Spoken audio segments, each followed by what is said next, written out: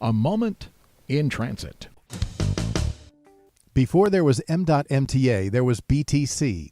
BTC, the Baltimore Transit Company, became the Maryland Transit Administration in 1970. One man, still at the agency, remembers those early days. Ed Moore began his career as a bus operator in the 1960s.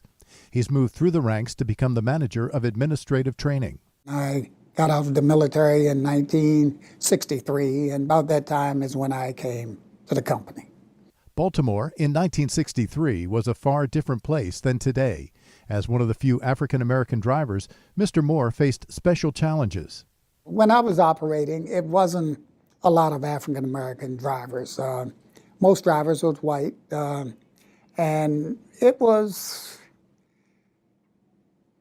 the city itself was still had problems and prejudices around things like I remember I would pull up to a bus stop at times, and I think I mentioned this once, and white people be standing in the bus stop. I open the door, they would see me, and they would say, "Never mind," and they would wait for the next bus.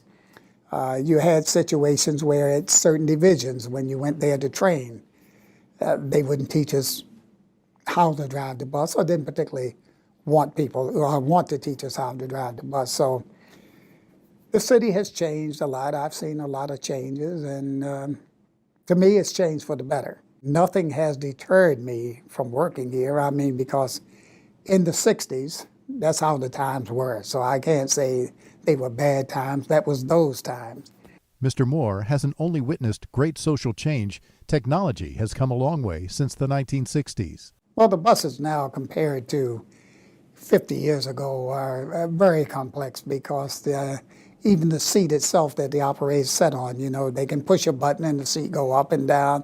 We used to have to put a block of wood up under the seat if we wanted a little lumber, adjustment to them. The fare boxes are very smart. Now you can just swipe a card. Of course, we had a fare box that people put money in, and the light was so dim you had to tap it to see what amount of money was in there. Right now, you just touch the center door on some buses and it open up. When I was driving, they had what they call a treadle step. You step down on it, and of course, your weight on that treadle step would make the door open.